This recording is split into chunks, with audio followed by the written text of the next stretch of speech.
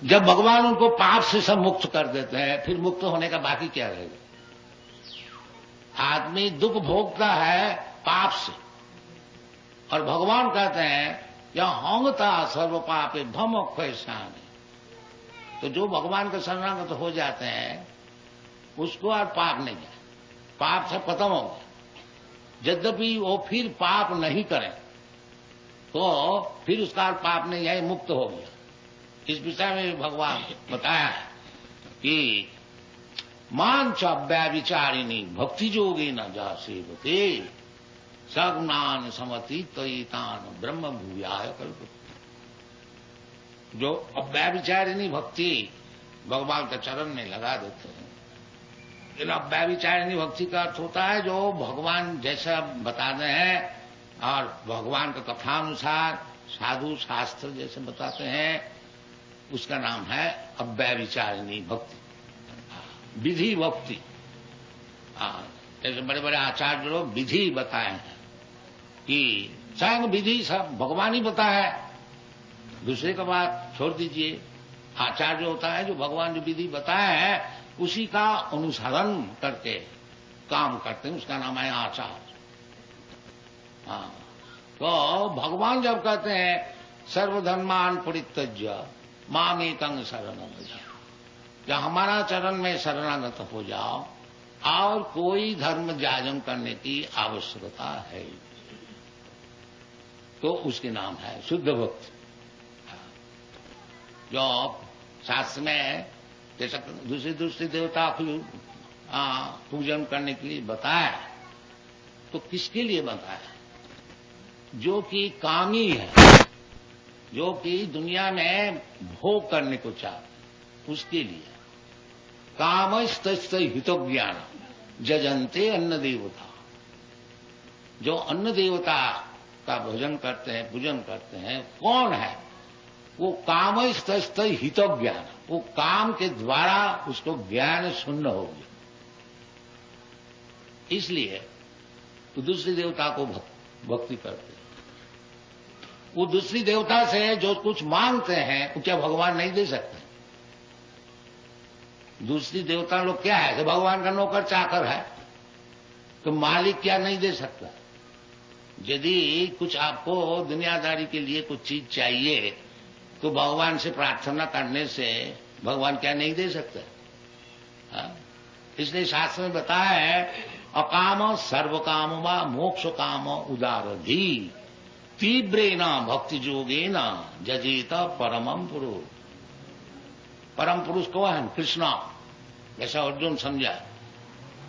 पर ब्रह्म परम धाम पवित्रम परमं भवान पुरुषम शाश्वतम आद्यम। ये भगवान कृष्ण है, आदि पुरुष गोविंद। तो दुनिया में 3 प्रकार के लोग होते हैं। एक तो है अकामी, जिसको कोई कामना है ही नहीं, जिसको भगवान को मिल गया है उसका कुछ कामना ही नहीं। शामीन कृतार्थ हो उसमें बरंग न जासी। जैसा ध्रुव महाराज वो बचपन में बालक 5 वर्ष का बालक, उनको सतई माता जी अपमान किया था, तो उसको प्रतिज्ञा है जो ये मैं पिताजी का जैसा राज्य है उससे भी कोई बड़ा चीज हम लाभ करूंगा। तो भगवान का भजन किया। तो जब भगवान का दर्शन हुआ, क्योंकि भगवत भजन करते करते पवित्र हो गया, फिर उसका कुछ कामना ही नहीं लगी। तो जब भगवान का दर्शन हुआ, भगवान बोला बेटा क्या चाहिए, क्यों इतना बालक है, तुम तपस्या कर, क्या चाहिए मांग लो। तो उस समय ध्रुव महाराज कहते हैं स्वामी कांचंग विचिन्नन अभिदिव्य रत्नम, मैं कांच के टुकड़ा ढूंढने के लिए आया था, अब हमको हीरा का टुकड़ा मिल गया, तो फिर हमको और क्या चाहिए? स्वामी पिता हो, बस और कुछ नहीं चाहिए। आपको जब दर्शन हो गया फिर हमको क्या चाहिए? किताब तो उसमें बरंग न जाते। ये भगवत भक्ति का लाभ है कि भगवत भक्ति लाभ होने से उसको सब चीज लाभ हो जाता। देखिए बिजनेस का पॉइंट ऑफ व्यू स्टडी कीजिए। ये जो हरे कृष्ण मूवमेंट हमने शुरू किया था 40 रुपया, अभी हमारे पास 40 करोड़ है, और 10 बरस में लाइए कोई बिजनेसमैन,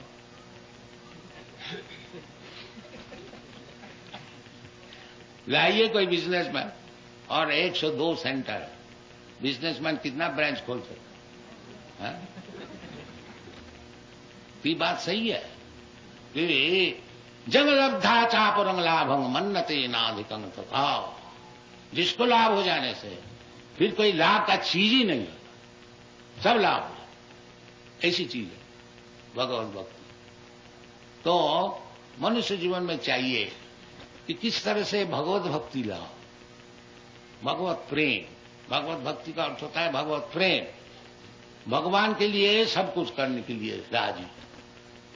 जैसे गोपी लोग कृष्णा रात 12 बजे बंसी बजा रहे हैं और गोपी लोग सब उधर दौड़ रहे हैं। कोई अपना बच्चा को पाल रहा था, उसको छोड़ दिया, कोई दूध पकाती थी उसको छोड़ दिया, कोई गृहस्थी काम छोड़ दिया, उनके पिताजी ससुर ये भाई कहाँ जाती है कहाँ जाती है, कौन पूछता है? सब चलो समझे।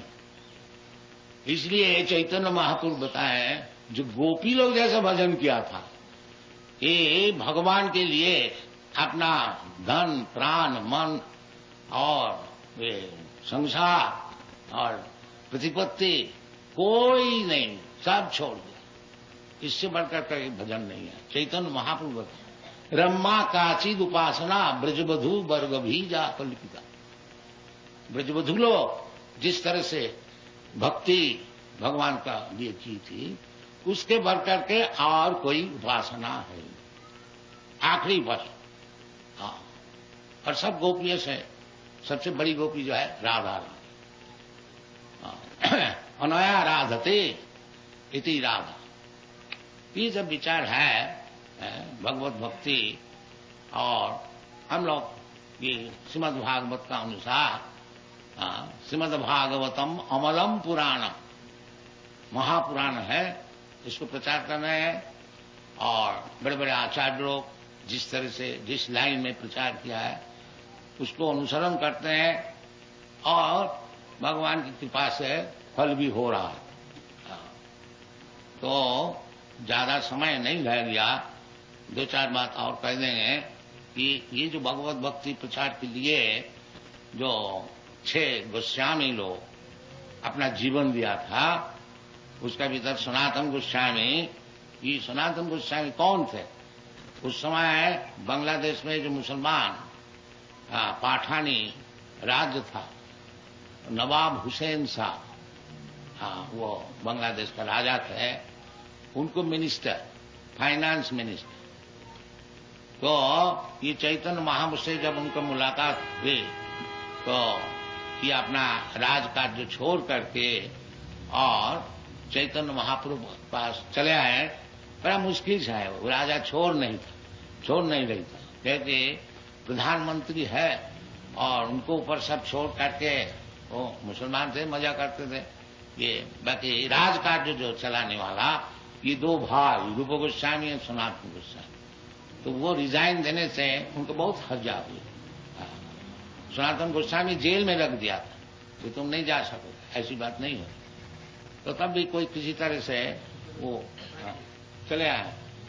तो वो सनातन गोस्वामी जब चैतन्य महाप्रभु ये काशी वाराणसी में प्रचार कर रहे थे, उस समय वो आया बांग्लादेश से, और उनको फिर संस्कार दिया गया कि परमहंस वेश, और उनको 2 महीना तक भगवत भक्ति का विषय उनको खूब सिखाया। तो जब पहले मिला चैतन्य महाप्रभु से तो सनातन गोस्वामी का यही प्रश्न था कि कहते हैं कृपा करी यदि मोरे करियाछो उद्धार, अपना कृपा से कहो कर्तव्य आमा। आप तो कृपा करके हमको ये मिनिस्टरशिप से हटा करके और आपके चरण में ले आए हैं, तो कृपा करी यदि मोरे कोरिया छो उद्धार। ये आप ही का कृपा है, हमको इस विषय से उद्धार कर लिया आपने। अब कृपा करके बोलिए हमारा कर्तव्य क्या। इसका नाम है गुरु का पास जाना। गुरु कोई ऑफिशियल चीज नहीं है, गुरु बना लिया, गुरु अपना घर में रहे, हम घर में रहे, नहीं। ये सनातन गोस्वामी सिखा रहे हैं कि गुरु करने का बाद फिर क्या काम है। फिर काम है जो गुरु से शिक्षण लो, जो जीवन में कर्तव्य क्या है। सद्धर्म पृच्छा आदु गुरुवाश्रम साधु धर्मानु गमनम सद्धर्म पृच्छा, ये सब नियम है। सद्धर्म पृच्छा, गुरु करके उनसे पूछना चाहिए सद्धर्म क्या चीज है, जीवन को किस तरह से बनाना चाहिए। तस्मात् गुरुम प्रपद्येत जिज्ञासु श्रेय उत्तमम। गुरु किसके लिए जरूरत है? जो कि उत्तम विषय में जिज्ञासु है, उसके लिए गुरु एक फैशन नहीं है, एक गुरु कर लिया हमने, नहीं। गुरु उसके लिए जरूरत है। तस्मात् गुरुम प्रपद्येत जिज्ञासु श्रेयम उत्तमम। श्रेयम उत्तमम, श्रेयम माने भलाई, सभी चाहते हैं अपने भलाई के लिए, तो सबसे उत्तम भलाई क्या है उसको पूछने की, इसलिए गुरु का जरूरत। तस्मात् गुरुम प्रपद्येत जिज्ञासु श्रेय उत्तमम। तो फिर गुरु इस तरह से होने चाहिए जो कि उत्तम विषय में बता सकेंगे। शाब्दे परे च निष्णातं ब्रह्मणि उपसमाश्रयम्, ये गुरु का लक्षण है। शाब्दे वेदादि शास्त्र में पारंगत है। शाब्दे परे च निष्णातम, जैसा पानी में हम लोग स्नान कर लेते हैं, बिल्कुल पानी में डूब करके और पवित्र हो जाते हैं, इसी प्रकार व्यक्ति जो ब्रह्म में स्नान किया है, शाब्दे परे च निष्णातम, और उसको फल स्वरूप क्या है, ब्रह्मणि उपसमाश्रयम्, और सब चीज छोड़ करके उपशम करके केवल ही ब्रह्म पद में उसको लगना है। ये गुरु का लक्षण है। तो चैतन्य महाप्रभु का पास आकर के ये सनातन गोस्वामी पूछा कि हमारा कर्तव्य क्या है। आप तो कृपा करके हमको मिनिस्ट्री से छुटा के ले आए हैं, और अभी हमारी क्या कर्तव्य है ये आप बताइए। कि हमी कहना आमाय जापे तापत्र यहा ना जानी कैमने की था। तो चैतन्य सनातन गोस्वामी बताए हैं कि अब आपके पास आए हैं तो हमको बताइए जब मैं है कौन। हम मिनिस्टर है कि हम सनातन गोस्वामी है क्या और कुछ है और किसी, यही तो मैं जानता नहीं। जब जैसा समय हुआ हम तो बन गया, उसी में बैठ गया, उसी में अपना काम किया, लेकिन असल में है मैं क्या ये बताइए। ये गुरु को प्रश्न होने चाहिए, यानी सेल्फ रियलाइजेशन। प्रत्येक व्यक्ति अपने को समझता है ये शरीर को ही देहात्म बुद्धि, मैं हिंदू है, मैं मुसलमान है, मैं बंगाली है, मैं गुजराती है, मैं अमेरिकन है, मैं इंडियन है, ऐसे ऐसे अनेक प्रकार उपाधि से विभूषित होकर के मैं अपने को समझता हूं। बल्कि असल में मैं है क्या ये पूछना। हम कौन है? हम हिंदू है, न मुसलमान है, न क्रिश्चियन है, गुजराती है, बंगाली है, और काला है, सफेद है क्या है? ये पूछ रहे, ये गुरु का पास पूछना चाहिए। इन्हें सेल्फ रियलाइजेशन, आत्मज्ञान। श्रोतव्यादि निराजेन्द्र निरांसंति सहस्र गृहेषु व्योमेदिन। आत्मतत्व जो नहीं जानते हैं वो मूर्ख ही रह जाता है। तो इसलिए सनातन प्रभु सनातन गोस्वामी ये पूछ रहे हैं कि आमी कहने मोड़े जापे ताहो। भगवत भक्ति पहले आपने को समझा था कि आमी कहनो मोड़े जापे ताहो, मैं है कौन। और ये तीन प्रकार के जो भौतिक ये जो क्लेश है उसको क्यों हमको सहना पड़ता है। हम तो चाहता है, कौन मरने को चाहता है, बाकी सब मरता। ये पूछना चाहिए। जो हम तो मरने को नहीं चाहता हूं, हम तो अब हाँ, बुढ़ापा में आने को नहीं चाहता हूं, सब समय नौजवान रहने चाहता हूं। फिर हमको जबरदस्ती क्यों बुढ़ा बनाया गया था, ये प्रश्न होना चाहिए। हाँ, कि आमी क्या न मरी जाते था पुत्र। हाँ, इसका नाम है सत्संग है, और इसके लिए हमारा भारतवर्ष में अनेक प्रकार साधु संघ का विचार है, विशेष करके भगवद गीता जो कि स्वयं भगवान बता रहे हैं। तो हम लोग को ये लिए उचित है जो जैसा भगवद गीता में बताया है उस प्रकार शिक्षण ले करके अपना जीवन धन्य करें। और इधर जो हम लोग ये केंद्र खुला है, ये हमारा मिशन यही है और कुछ नहीं है। ये चैतन्य महाप्रभु का मिशन है। चैतन्य महाप्रभु का क्या मिशन है? क्या यही मिशन है कि तीन दफे चैतन्य महाप्रभु बताया, जो भारत भूमिते मनुष्य जन्म हईल जा, जन्म सार्थक करी करो परोपकार। जिसका भारतवर्ष में जन्म हुआ है वो साधारण मनुष्य नहीं है। ये देवता लोग भी प्रार्थना करते हैं भगवान से जब हमको और एक दफे भारतवर्ष में जन्म दिया जाए। भारतवर्ष का जन्म ऐसी है। अभी तक इतना नास्तिक के बाद फैलाया जाता है, तब भी भारतवर्ष में कुंभ मेला होता है, करोड़ों आदमी आते हैं, और हम लोग को ऐसे ही कोई हीन दीन व्यक्ति कोई अगर उत्सव करते हैं तो रोजाना 20-30 हजार आदमी साहब देखने सुनने को आते हैं। ये भारतवर्ष है।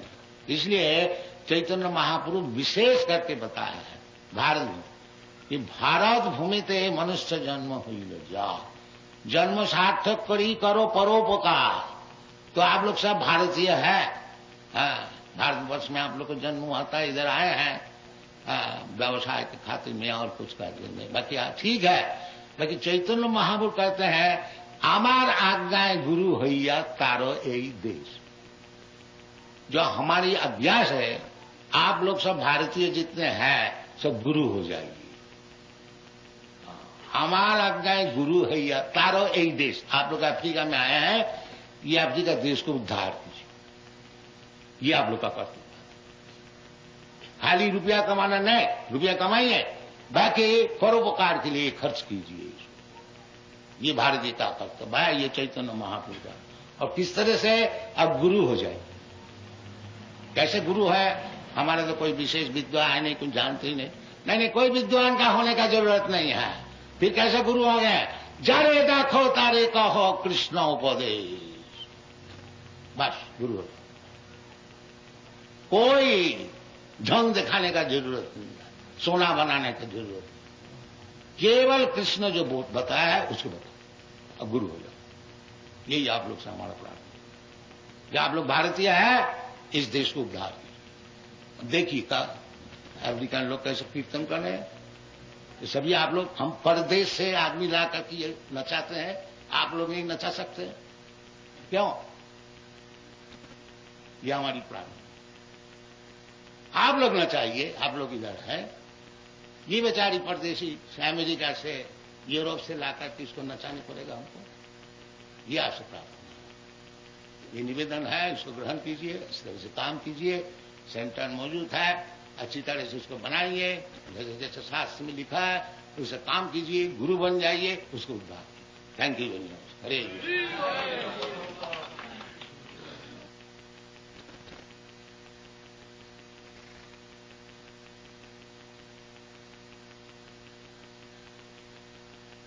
राजा साहब, सज्जनों, हमारे लिए तो एक मुश्किल है। मैं गुजराती तो बोल ही नहीं सकता हूँ और हिंदी भी कोई विशेष ठीक नहीं बोल सकता हूँ। खैर, आप लोग क्षमा कीजिएगा। ये जो कृष्ण भावनामृत संघ हम लोग बनाया है, international society for Krishna concept,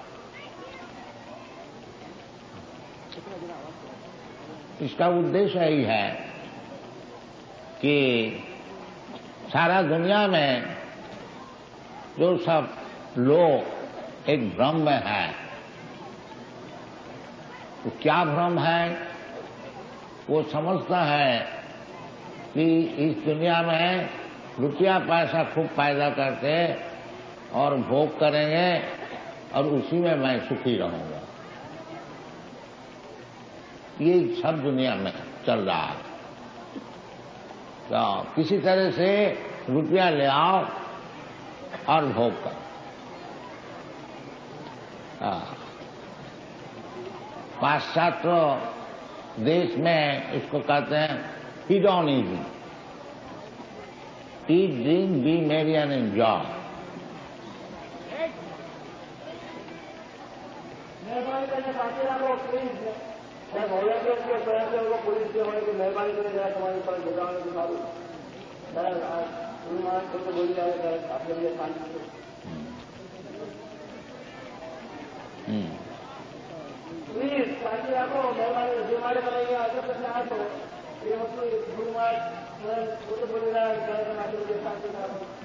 बैठिए आप।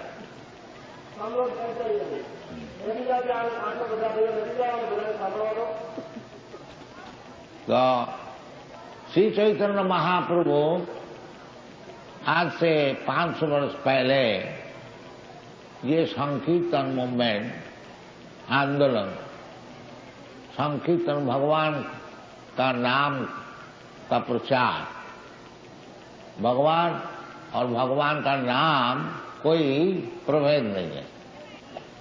नाम चिंता मणि कृष्ण, शास्त्र में बताते हैं जो भगवान का नाम जो कृष्ण और भगवान का नाम जो राम, ये स्वयं भगवान है। नाम चिंता मणि कृष्ण। चैतन्य रस विग्रह, जैसा भगवान विग्रह मूर्तिमान पूर्ण चेतन, इसी प्रकार भगवान का जो नाम वो भी पूर्ण चेतन। नाम चिंतामणि कृष्ण चैतन्य रस विग्रह। उसका और अच्छी तरह से समझाने के लिए शास्त्र कहते हैं पूर्ण शुद्ध नित्य मुक्त अभिन्न त्याग नाम नामेन। ये नहीं समझना चाहिए कि भगवान नाम से बहुत बड़ा है, नाम कुछ छोटा है। नहीं, जैसा नाम भगवान जैसा सर्वशक्तिमान, इसी प्रकार भगवान का नाम भी सर्वशक्तिमान। नाम नामकारी बहुधा निज सर्वशक्ति तत्रार्पिता। ये भगवान का नाम, भगवान की सब शक्तियां उसमें है। यदि हम लोग शुद्ध नाम कर सकें, नाम जपने के लिए 3 अवस्था है। एक नाम अपराध और एक नामाभास और एक शुद्ध नाम।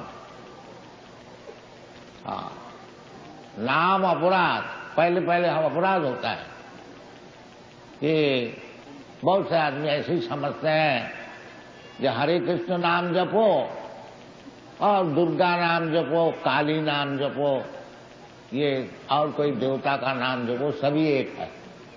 ये नाम अपराध। शास्त्र में कहते हैं हरेर नाम हरेर नाम हरेर नाम हरेर नाम ही वो केवल, और कोई नाम नहीं, हरेर नाम। आदमी भ्रम से ये समझता है कि कोई भी नाम जप लो, और वो लोग बोलता है कि ऐसा नाम में से जपो। नहीं, ये शास्त्र विधि नहीं है। हरेर नाम हरेर नाम हरेर नाम हरेर नाम ही वो केवलम कलो नास्ति व नास्ति व नास्ति व गतिरन्यथा। कलियुग में सब आदमी बहुत पतित है। कलियुग का विशेष वर्णना 12 स्कंद में बताया गया है भागवत में। हाँ, वो सब मिलता जुलता है। एक शब्द उसमें आया है लावण्यम केश धारणम। कलयुग में आदमी समझेगा कि ज्यादा बाल रखने से बड़ा सुंदर हो जाएगा। आप लोग देखिएगा आजकल नौजवान खूब बाल रखते हैं तो समझते हम बहुत सुंदर होंगे। लावण्यम केश धारण, बाकी ये कलियुग का एक पहचान है, लक्ष्मण। और भी बहुत से हैं। दाम्पत्य रति में वही, ये स्त्री पुरुष का जो संपर्क है पति पत्नी, वो संपर्क तब तक ठीक रहेगा जब तक उनका जो काम परितृप्ति चलेगा। दाम्पत्य रति में वही, इसका प्रमाण विदेश में, पाश्चात्य प्रदेश में बहुत थोड़ा उनका इंद्रिय तर्पण में गोलमाल हुआ तो डाइवोर्स कर दो। तो शास्त्र में लिखा है दाम्पत्य रति में वही, विप्रत्य सूत्र में वही। विप्रत्य ब्राह्मण कैसे रह गए, ने 1-2 पैसे का सुतली लगा दिया और सब ब्राह्मण का गुण जो है सम दम तितिक्षा आर्जव ज्ञानम विज्ञानम आस्तिकम ब्रह्म कर्म स्वभाव, सब गीता में बताया, आप लोग जानते हैं। वो सब समदम सब चूल्हे में गया, 2 पैसे का सुतली लगा दिया ब्राह्मण। ये सब कलियुग का पहचान है, लिखा है। और आयु और मेधा और दया और धर्म, ये सब बिल्कुल चलेगा। ये सब कलियुग में विस्तार वर्णना। आप लोग जो भागवत पढ़ेंगे 12 स्कंद में 3य अध्याय में ये सब वर्णना है। इसलिए चैतन्य महाप्रभु शास्त्र का अनुसार कहते हैं कि हरे नाम हरे नाम केवलम कलो नास्ति व गतिरन्यथा। कलियुग में यही एक पंथा है जो कि आपको ये भौतिक जगत से भगवान का पास पहुंचा सकता है। आदमी जानते ही नहीं कि हमारा मनुष्य जीवन का उद्देश्य क्या है, ऐसा नीच हो गया। न थे विदु सार्थ गति विष्णु, पहले भी था, कम था। जैसा पहले भी रावण था, सन्यास वेश लेकर के और सीता को हरण करने को दिया। तो आजकल ज्यादा हो गया। उस समय एक ही सन्यास था, रावण मिलता है, जो कि सन्यास वेश धारण करके परस्त्री हरण करने के लिए गया। आजकल बहुत मिल जाएगा। तो ये कलियुग है। और ये कलियुग का विषय शास्त्र में बताया है कि प्रायेण अल्पायुष कलौ अस्मिन् जुना मंदास मंद मतयो मंद भाग्या उपद्रुता।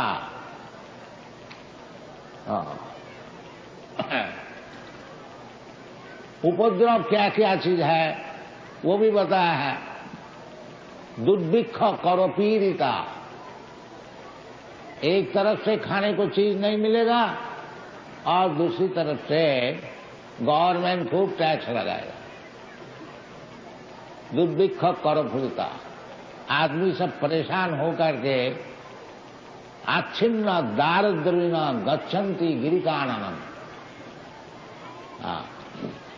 बहुत ही कलियुग का जो दुर्दशा की वर्णना है शास्त्र सब दिया हुआ है और उपाय भी बता दिया।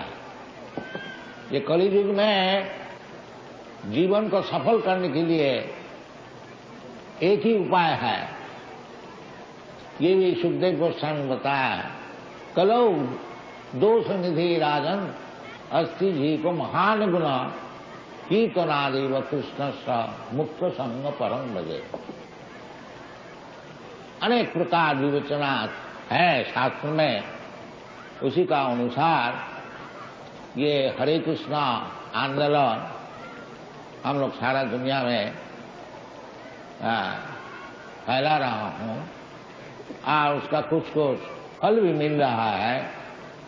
आप लोग देख रहे हैं ये सब यूरोपियन अमेरिकन बॉयज गर्ल्स बच्चे भी अब सामने देख रहे हैं। एक बरस बच्चे भी नाच रहे हैं। यह ऐसी चीज है। नित्य सिद्ध कृष्ण भक्ति साध्य को भी नहीं, श्रवणादि शुद्ध चित्ते करो उदय।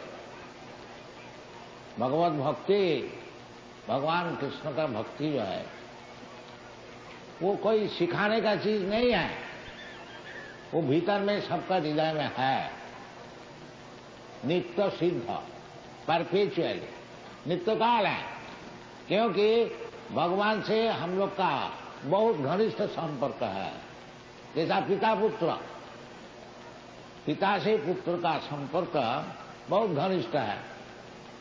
बहुत दिन पिता चाहे पुत्र परस्पर छोड़ करके अगर विदेश में रहा, फिर बहुत दिन बाद जब मिलते हैं तो वो जो पिता पुत्र का स्नेह है वो अटूट रहता है। इसी प्रकार भगवान से हम लोग का जो संपर्क है वो अटूट है। बाकी कलियुग में पाप का कारण वो ढका हुआ, उसको जगाने के और कुछ चेत दर्पण मार्जनम, वो जगाने के लिए चित्त दर्पण जो है, दर्पण का अर्थ होता है वो आईना जिसमें से आप लोग का आपका स्वरूप देखते हैं, वो मैला से ढक गया, उसको साफ करना, चित्त को साफ करना। इसलिए हम लोग कृष्ण कौन सा स्नेह, कृष्ण भावना अमृत, भावना तो है हम लोग को, अनेक विषय हम लोग सोचते हैं, सोच के काम करते हैं। बिना भावना एक सेकंड भी हम लोग नहीं रह सकते हैं। वो भावना को शुद्ध करना चाहिए, केवल कृष्ण को भावना होना चाहिए, बस जीवन सफल। इसका नाम है कृष्ण भावनामृत। श्रील रूप गोस्वामी बताया है कृष्ण भक्ति रसोभाव, कृष्ण भक्ति रसोभावामृत क्रियताम यदि कुतो विलंभते। रूप गोस्वामी बताया कि कृष्ण भावनामृत यदि कहीं आपको खरीदने को मिले तो आप बहुत जल्दी खरीद लीजिए। कृष्ण भाव रसम, कृष्ण भाव रसामृतमती प्रियताम यदि कुतो विलंभते। तो ये चीज खरीदने के लिए कुछ दाम देने पड़ेगा तो वो भी बताया। तत्व लौलम एकलम मूल्यम, यदि आप कृष्ण के लिए थोड़ा लोभी हो जाएंगे, ये इसी जीवन में हमको कृष्ण चाहिए, जैसा हम लोग रुपया के लिए लोभी हो जाते हैं, सुंदरी स्त्री के लिए लोभी हो जाते हैं, उसी प्रकार यदि कृष्ण में लोभी हो जाएंगे तो हमारा जीवन सफल होगा। यही पद्धति, यही हम लोग सिखा रहे हैं। भगवान खुद ही बताए भगवद गीता में, मैया सत्य मना प्रार्थना जोगन गुंजन मदाश्रय असंख्य समग्र माम यथा गैस्यति तत्व। भगवान में लोभ होने का आसक्ति, जैसा हमारा आसक्ति है दुनिया में, ये धन में, स्त्री में और पद में हाँ, ये सब हम लोग चाहते हैं, इसमें आसक्ति है। इसी प्रकार आसक्ति यदि भगवान में हो जाए तो हमारा जीवन सफल हो जाए। वही चीज कृष्णा, ये जो कृष्णा कॉन्शियसनेस मूवमेंट है, किस तरह से दुनिया का आसक्ति कृष्ण में हो, ये हम लोग का प्रयास है और कुछ। तो भगवान खुद बताएं कि मैया सक्त मना प्रार्थ योग, ये योग किस तरह से कृष्ण का चरण में आसक्ति हो, इसका नाम है भक्ति योग। तो भक्ति योग जिस तरह से हो, वो प्रहलाद महाराज बहुत दिन पहले बताए हैं। श्रवणं कीर्तनं विष्णु स्मरणं पाद सेवनम अर्चनं वंदनं दास्यम सखम आत्मनिवेदनम।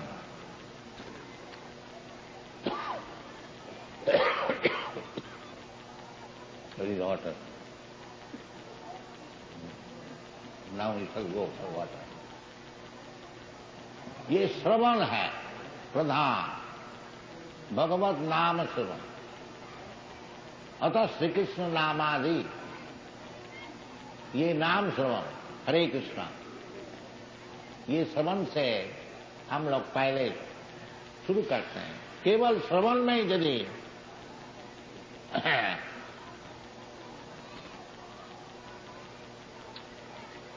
हम ध्यान दें, जैसे परीक्षित महाराज मरने में 7 रोज बाकी, तो वो केवल श्रवण किया श्रीमद् भागवत। श्री विष्णु श्रवणे परीक्षित महाराज केवल श्रवण किया, बैठ गया श्रीमद् भागवत। और सुखदेव गोस्वामी केवल कीर्तन किया। एक एक आइटम है, श्रवणम कीर्तनम विष्णु, चाहे भगवान का नाम श्रवण कीजिए। देखिए कलियुग का प्रभाव है, ये नाम श्रवण करने में भी बाधा। बैठ के थोड़ा शांति से भगवान की नाम कीर्तन श्रवण करें, वो भी चित्त नहीं लगा सकते हैं। इसलिए ये श्रवण से ही चित्त संयम होगा। चेत दर्पणमार्ग, पहले वो ठीक नहीं लगता है। जैसा कोई व्यक्ति का वो क्या नाम, जॉन्डिस, पित्त रोग किसी का हो जाता है, तो उसको मिश्री दीजिए, वो बोलता है ये तीत है, कटु है। क्योंकि पित्त रोग से मिश्री सबको ही जानते मीठा है, बाकी उसको जीवा में वो कटु लगता है। बाकी वो जो पित्त रोग है जॉन्डिस, उसको आराम करने के लिए मिश्री एकमात्र उपाय है। तो मिश्री खाते खाते वही मिश्री मालूम होगा बड़ा मिष्ट है, सुमिष्ट। इसी प्रकार ये भगवान का नाम कीर्तन, ये जो हम लोग भौतिक जगत का जो रोग है, ये रोग का कारण अच्छी नहीं लगती। बाकी ये रोग मिटाने के लिए एक ही मात्र उपाय है और कुछ नहीं है। हरे नाम हरे नाम हरे नाम। इसलिए थोड़ा जबरदस्ती मन को बैठाना चाहिए। यही है साधना। अभ्यास योग युक्ते न चेतुषा नान्यगामिना। जिसका मन बड़ा चंचल है, उसको अभ्यास योग करना चाहिए। इसका नाम है तपस्या। मनुष्य जीवन जो है ये तपस्या करने के लिए है। ये कुत्ता भेड़ी का ऐसे नहीं होना चाहिए। कुत्ता भेड़ी सुअर जैसा दिन भर परिश्रम करता है थोड़ा खाने के लिए, कलियुग में ये जो अवस्था आई है कि 2 रोटी के लिए आदमी गधे का ऐसा परिश्रम करता है, ठेला ठेलता है, स्त्री पुरुष मिल करके, ये कोई मनुष्य का काम है ये? बाकी कलियुग में ये सब हो रहा है और भी होगा। 2 पैसे के लिए आपका पुत्र आपका वक्षस्थल में छुरी लगा देगा, ये सब टाइम आता है 2 पैसे के, है सब भागवत में लिखा है। ये सब क्रमशः टाइम बहुत ही खराब आएगा और इसका एक ही मात्र उपाय है, हरे नाम हरे नाम हरे नाम एव केवलम कलो नास्ति वो नास्ति वो नास्ति, ये शास्त्र का वचन है। इसलिए हम लोग का अनुरोध यही है, तो किसी अवस्था में आप रहिए, ये हरे नाम को जपा कीजिए, इसमें आपको कोई नुकसान नहीं है।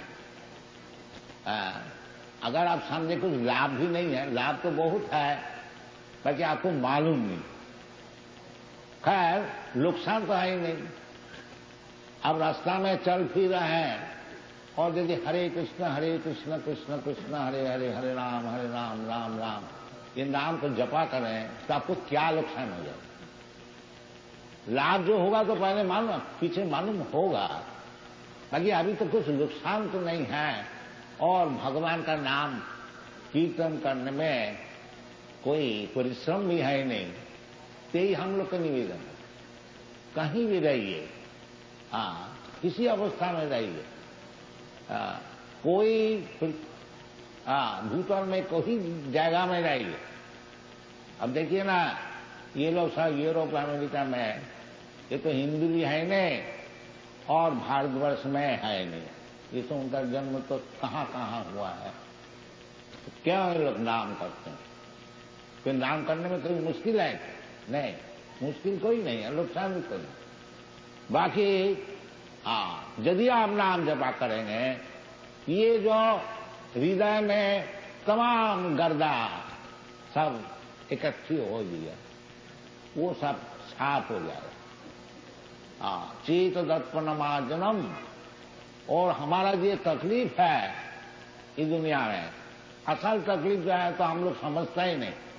जन्मों में तो जरा व्याधि दुख दोषानुदर्शन, ये भगवान he can be controlled, attention will be there।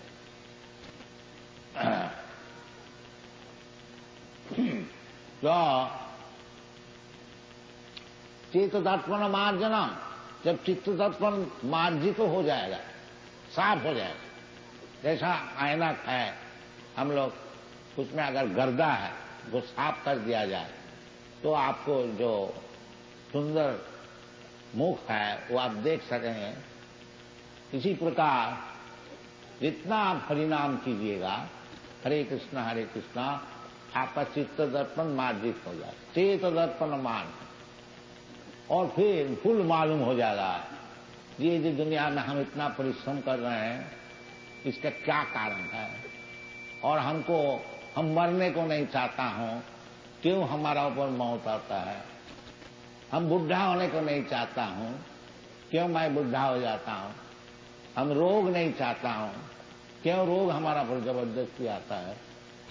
ये सब प्रश्न का उत्तर आपको मिल जाएगा, चेत दर्पण मार्जनम। और जब ये सब प्रश्न का उत्तर आपको मिल जाएगा तो भव महादावाग्नि निर्वापनम, ये जो भौतिक जगत में आग जल रहा है सबके लिए, वो जो बड़े बड़े गवर्नमेंट मिनिस्टर है उसके लिए भी आग जल रहा है, और जो रास्ता में रोजाना नौकरी करके रोटी पका उसके लिए भी आग जल रहा है। ये बात नहीं है जो आपको कोई अच्छा पदवी मिल जाए और पैसा मिल जाए तो ये आग बुझ जाएगा, नहीं, ये बात नहीं। ये सब हम लोग साक्षात देखा है, हम नाम लेने नहीं चाहते। वो चलता है भव महादावाग्नि। दावाग्नि, इसको नाम क्यों लिया गया है? दावाग्नि का अर्थ होता है वो जो जंगल में आग लगता है उसका नाम है दावाग्नि। वो जंगल में कोई आग लगाने को नहीं जाता है, दुश्मनी करके। बाकी प्रकृति का ऐसा ही नियम है, वो जंगल में भी आग लग जाती। इसी प्रकार आपका परिस्थिति में, भौतिक जगत में आप अगर आग लगाने नहीं भी चाहते हैं तो आग लग जाएगा। जैसा लड़ाई होती है कभी कभी, कई लड़ाई हो गई, कौन चाहता है बाकी लड़ाई होती, वज्रपात होता है, रोग होता है, बहुत से विषय। एक आपका मित्र है, वो आपको शत्रु हो जाता है, अपना पुत्र भी शत्रु हो जाता है। ये दुनिया का नियम है, इसका नाम है भव महादाबाद। आप आग लगाने को चाहते नहीं, भाई आग लग जाए। इसीलिए तो इसलिए चेत दर्पण माध्यम होने से जो जब हमको समझ में आएगा कि मैं तो कोई भौतिक वस्तु है ही नहीं, उसका नाम है चेत दर्पण। मैं तो ये शरीर नहीं है। कहेंगे अभी ये जो हमारा भौतिक सभ्यता चल रहा है, सब देहात्म बुद्धि। हम सोचते हैं हम भारतीय है, ब्राह्मण है, और ये बंगाली है, गुजराती है, ये अनेक प्रकार। और भी समझते हैं हम अमेरिकन है, हम वो है वो है। ये सब हम लोग, ये सब कुछ नहीं है, ये सब जंजाल है। इसलिए चैतन्य महाप्रभु कहते हैं चेत दर्पण मार्जनम। ये जो सब हम लोग भूल से सोचते हैं, जो हम ये है वो है, इसका नाम है वो गर्दान। उसको मार्जित हो जाए, वो जब जितना जंजाल है वो सब साफ हो जाएगा, उस समय आपको अवस्था है ब्रह्मभूत। ब्रह्मभूत प्रसन्नात्मा। जब आप ब्रह्मभूत हो जाएगा, आप समझ जाएंगे अहं ब्रह्मास्मि, हम ब्रह्म वस्तु है, हम भौतिक वस्तु नहीं है, शरीर नहीं है। इसी को भगवान पहले ही समझाता है, देहि नस्मिन् यथा देहि कौमारो मनंजला तथा देहांतर प्राप्ति धीर तत्व नमयति। ये सब विचार है। चित्त दर्पण मार्जित नहीं होने का कारण अनेक जंजाल, अनेक भूत से हम लोग जीवन अतिबाहित करते हैं। और ये मनुष्य जीवन जो हमको मिला है, ये सब जंजाल हटाने के लिए। बाकी हम जंजाल ज्यों के त्यों रख दिया और बड़ा सेठ बन गया, उसमें क्या लाभ है? जंजाल को साफ करो जिसमें जीवन सफल होगा। और जंजाल रख करके थोड़े दिन के लिए 20-50 वर्ष के लिए एक बड़ा सेठ बन गया, ये गरीब बन गया, वो एक ही बात है। कोई समझता हम बहुत गरीब है, इस तरह से हमको धन मिले, और कोई समझता है जब इतना बड़ा सेठ बन गया तभी हमारा आशा पूर्ण नहीं हुई। तो बात वही रही है। सब समय चित्त, एंजाइटी। ये प्रहलाद महाराज उनके पिता को बताया था, नहीं बेटा तुम क्या चीज सीखा है, हमको थोड़ा बताओ। तो प्रहलाद महाराज बताया, पिताजी नहीं बोला, तत्साधु मन ने सुरवज्य देखना। पिताजी आप तो असुर का श्रेष्ठ है, असुर वज्र मीन श्रेष्ठ, बहुत भारी असुर है। तो पिता को बोला, तत्साधु मन ने असुर वज्र देहिना, जो ये शरीर लिया है भौतिक शरीर, उसके लिए ये उचित है क्या? न हित्यात्मघातम गृह अंधकूपम बनम गतो जद हरिमाश्रय का। जो ये जो शरीर मिला भौतिक शरीर, इसके लिए सब समय हमको चिंतित रहना पड़ता है। तत्साधु मन ने सुरवज्र देखना सदा समुद्विग्न ध्यान असद ग्रहा। ये जो असद वस्तु शरीर में धारण किया है, इसके लिए सब समय समुद्विग्न रहने पड़ेगा। और यदि आप ये समुद्विग्नता से छुट्टी लेने को चाहते हैं तो हित्यात्मघातम गृह अंगकूपम वनंगतो जद हरिमास है। इसलिए हमारा जो वैदिक सभ्यता है, वानप्रस्थ वन में जाना, पंचाशुद्धं वनं व्रजेत, ये शास्त्र के निर्देश है। जहां 50 वर्ष हो गया अब वन में जाइए।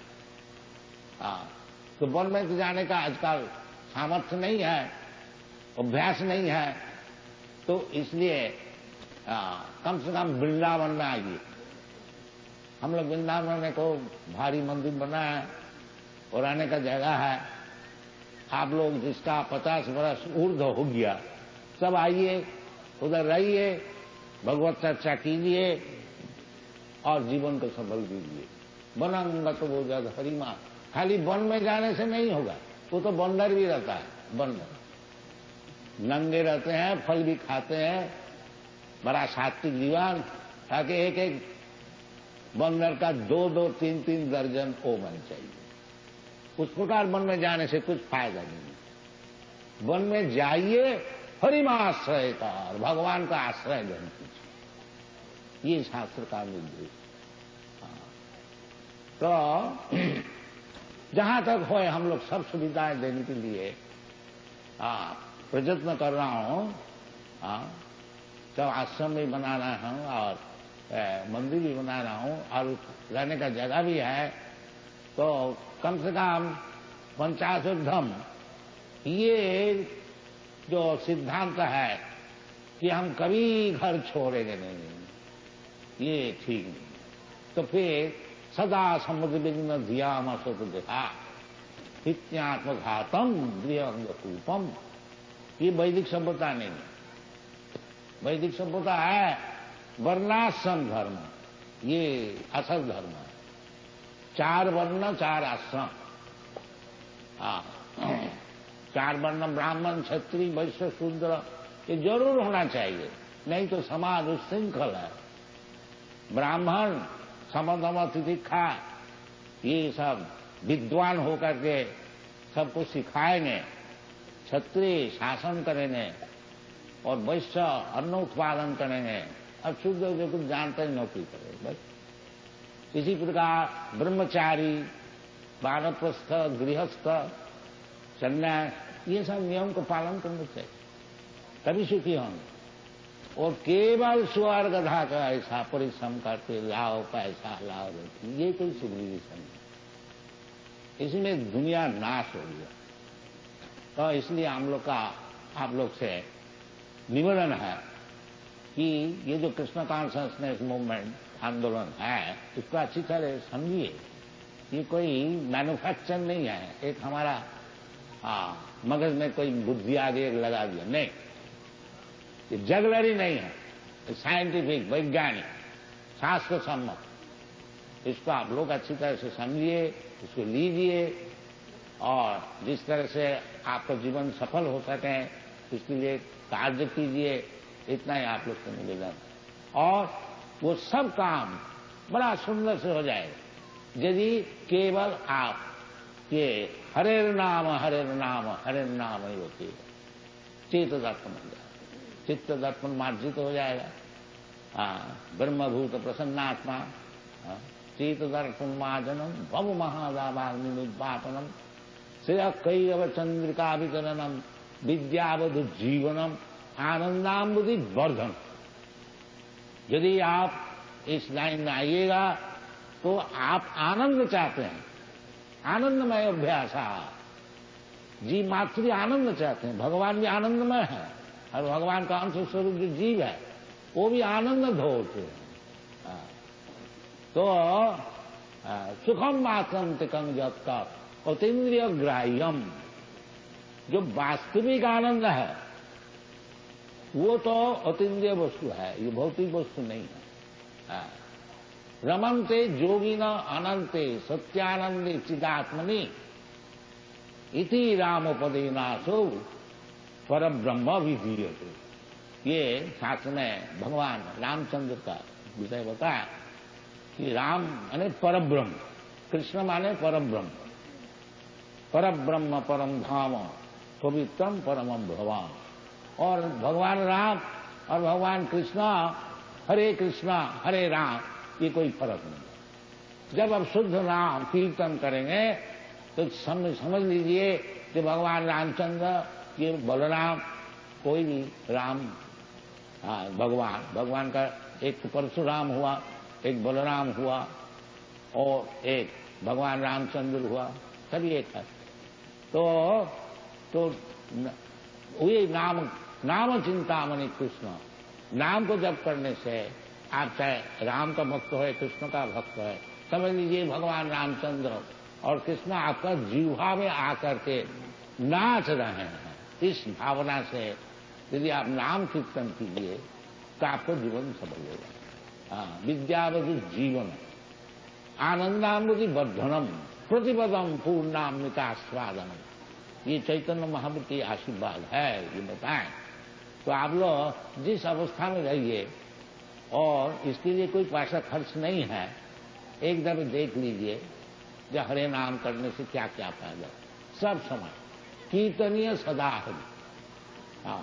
ये भी चैतन्य महाप्रभु बताएं कि अगर आप नाम जप कर रहे हैं तो कोई बोलेगा ये पागल है। देखो तो बिजनेस में अपना बैठे हैं और नाम जप कर रहे हैं। कोई बोलेगा जुआ चोरी, ये जुआ चोर है, एक ढंग लगा है, ये सब सहना पड़ेगा। भगवत भक्त होने के लिए बहुत सहन करने पड़ता है। जैसा प्रहलाद महाराज, अपना पिताजी शत्रु हो गया, मारो ये बेटा को, ये भगवान का नाम करता है, हमारा बात सुनकर ये सब शत्रु बन जाए।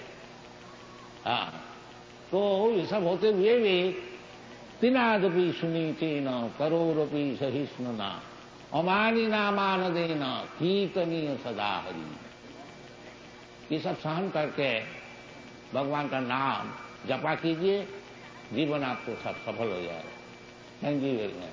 हरे कृष्ण।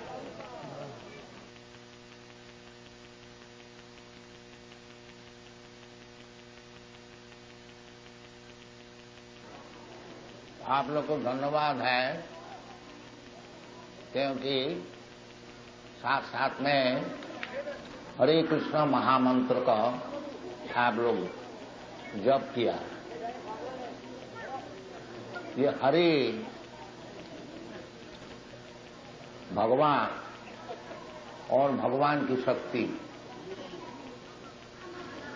जैसे राधा कृष्ण, सीताराम, लक्ष्मी नारायण,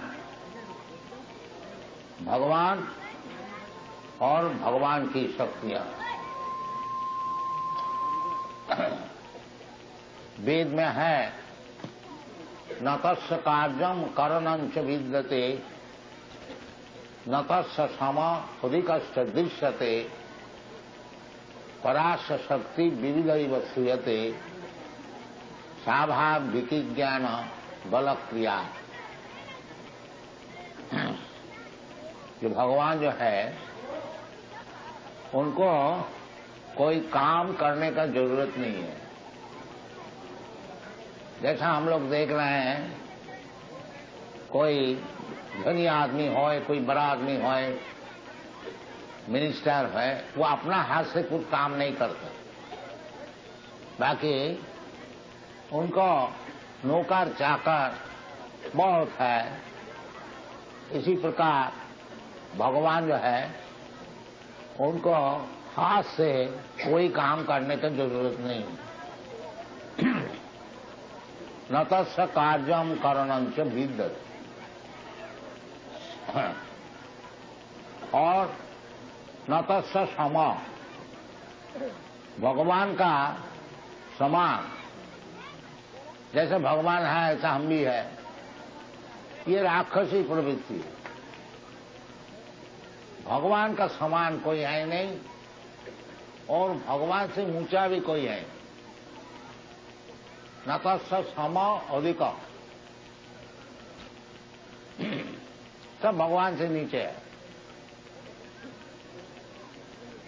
तो ये जो राधा कृष्णा हरे कृष्णा, ये भगवान से प्रार्थना है, वे हे हरा, भगवान की जो शक्ति आप, और हे कृष्णा, हे भगवान, आप दो मिल करके हमको आपकी सेवा में लगाइए। क्योंकि जीव का जो स्वरूप है वो भगवान की सेवा करने के लिए। चैतन्य महाप्रभु बताया है, जीवेर स्वरूप है नित्य कृष्ण दास। जीव का जो स्वरूप है वो भगवान का दास है। बाकी वो स्वरूप भूल करके ये भौतिक जगत में वो मालिक होने को चाहते, इसलिए ऐसा उनका दुख।